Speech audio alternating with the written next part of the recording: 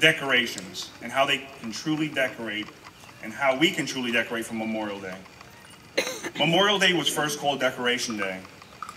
To really get the significance of that title, Decoration Day, we must truly understand what it means to decorate. When I say the word decorate, I'm sure it conjures up images of trees and lights, wreaths, banners, streamers, and flowers. For me, I can't help but think of the scene in Christmas Vacation where Clark Griswold decorates his house. He is determined to have the biggest, brightest, and best decorated house in the block. And he does this by nearly killing himself, blinding his neighbors, and draining the town's power supply. But what does it really mean to decorate? To decorate can simply mean to adorn or to beautify. As a country, we pretty much mastered that. We decorate everything. Our cars, our houses, our yards. We decorate for birthdays, for homecomings, and for every holiday, big or small. We're pretty good at it. In fact, last year Americans spent about $6 billion to decorate for Christmas. That's 4 times the gross domestic product of the country of Belize. But the word decorate has a more noble origin.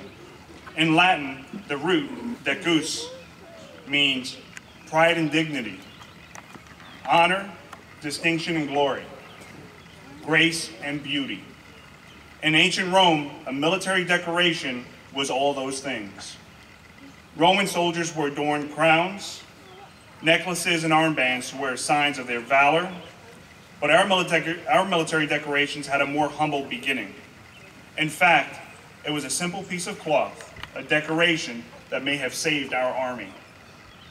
At the end of the Revolutionary War, George Washington's Continental Army had really been through the ringer. Supplies were scarce and rations were pretty meager. In his book, Almost a Miracle, historian John Furling wrote that the Army did not implode in a frenzy of mutinies long before 1781 was little short of miraculous. Generals had lost the authority to honor their soldiers' courage with battlefield commissions, which, up until that point, was the only way a commander could reward their soldiers. By August 1781, Congress couldn't even afford to pay existing officers, let alone pay new officers. The faithful service of outstanding bravery of America's soldiers pretty much went unrecognized and unrewarded. So Washington set out to do something that hadn't been done before. He created 2 awards exclusively for enlisted men and non-commissioned officers. Up until that point, neither the British Army nor any other European army had awards for anything other than its officers. America's Continental Army was no different. One of the new awards, the Badge of Distinction, was the equivalent to our service stripes, which I wear today.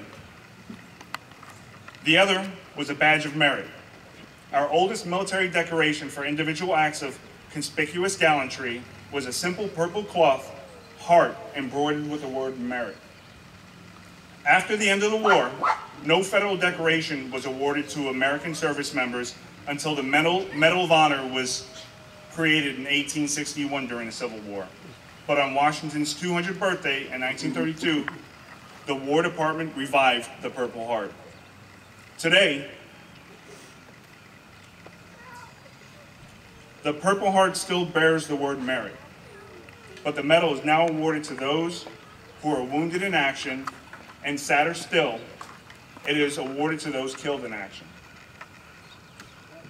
Decorating military service is common throughout the world, and honoring sacrifice is not unique to America. However, Memorial Day is a holiday that is uniquely American. It is unique in 3 ways: how it began, how it marks the beginning, and how we honor or decorate the men and women of our armed forces. Remembrance Day marks the anniversary of the end of World War I on November 11th. This is the day when many other countries remember the men and women of their armed forces who have died. But for America, we honor those who have paid the last measure in May. Our day to remember those who died in service did not begin at the end of a war between nations. It was born at the end of a war we fought within our borders a war fought between states, a war fought amongst brothers. Both sides suffered terrible losses, 600,000 dead. But it was a simple act of honoring service and adorning soldiers' graves with flowers of May that gave birth to Memorial Day.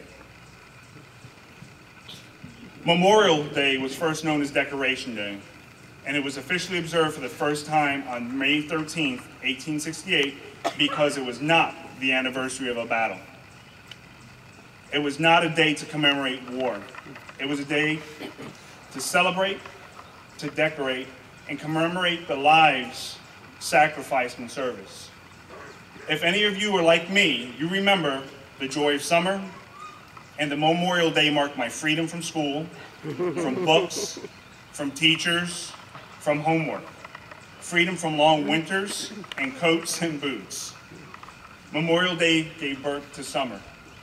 On that day, my hometown, like many other towns in America still do, is decorated from top to bottom with red, white, and blue. Even to this day, I can't smell hot dogs without thinking of Memorial Day barbecues. And you can't have a Memorial Day without a parade. These are not quiet, somber events. Parades in America are fun, true decorations of pride. Families drive to the beach, many on their first vacation of the year, and the skies over many cities erupt with fireworks that don't mourn the dead, but celebrate the season of life, freedom, and optimism, which brings me to my next point. The American spirit is decorated with optimism. The Founding Fathers established our nation on the hope that people, ordinary citizens like you and I, would guide and shape our nation to prosperity for our posterity. Now that's what I call optimism. Our Founding Fathers knew that there would be work and sacrifice if the American experiment was to succeed. John Adams said, and I paraphrase, "It would cost us to maintain this declaration and support and defend these states. Yet through all the gloom, I can see rays of ravishing light and glory. I can see that the end is worth more than all the means." Just in the last 100 years, Americans relied on this optimism to bring them through several major conflicts. And as Americans, we do what we have always done. We look to the future, even though the gloom of war. And with each conflict, we draw from that innate optimism to find that the end, our freedom, is worth the sacrifice made by those in uniform. We are optimistic people who don't dwell on the sadness of the past. We look for ways to be inspired. We look for ways to be happy. We look for things that give us hope. It's just what we do. I think that's why we like to decorate. We put up decorations and we look forward to reasons to celebrate. Finally, America can truly decorate for this holiday and celebrate the men and women who made this day possible. Every single man and woman serving in our Army today volunteered to serve. And the same thing with the Marine Corps, the Air Force, the Navy, the National Guard, and the Coast Guard. These soldiers and their families are truly the decoration of America's military. They grew up in the shadow of September 11, 2001, a defining moment for most of them, and many have endured multiple deployments with honor, distinction, and pride. Many return home to streets decorated with yellow ribbons and American flags. Their lives are decorated with hugs, kisses, and handshakes. For others, they return home in a casket with the most honored decoration of all, the American flag. They gave their service, they gave their optimism, they gave their lives. They gave everything to support and defend this nation, built on life, liberty, and hope. What do we owe them for these rays of ravishing light and glory? Burning bright in our hearts, we owe our service, our optimism, we owe our lives. We need to keep having barbecues, parades, and concerts. We need to keep going to the beach. We need to decorate for Memorial Day. Just as Clark Griswold decorated his house with a grand total of 25,000 imported Italian twinkle lights, we need to decorate our nation with our Army stories. These stories won't drain a town's power supply, but they will light up our nation with pride. Every soldier who has been in the Army or the military has a story. Every private, every general who has died in service to their nation has a military story. Every family member who received the flag on behalf of a grateful nation has a military story. Everyone whose lives have been touched by a military service member, whose lives are better because of a military service member, has a military story. Their stories are profound tales of loyalty, honor, and selfless service. Their story gives us strength and feed our optimism. Their stories decorate the history of America with pride and dignity, honor, glory and distinction, grace and beauty. In closing, a decoration is more than just a ribbon, a flower, or a medal.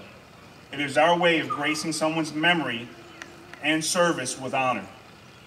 On this unique American holiday, we mustn't forget that a price was paid for our freedom. But it is fitting for us to celebrate that freedom today. Our celebration is what truly makes us American. But celebrate with a purpose. Celebrate to decorate. Decorate those who gave their lives for our nation, and decorate their families. Decorate the difference they made in your lives.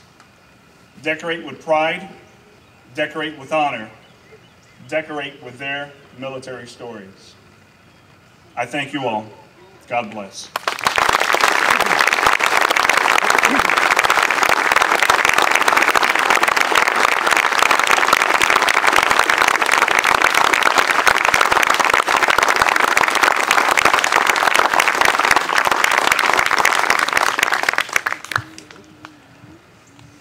I think about Sergeant Morales's great speech here, and it should give us a little more comfort in these gentlemen are out there as volunteers, ensuring our freedom and our liberty and protecting us when we need to be protected. And thank you for your service.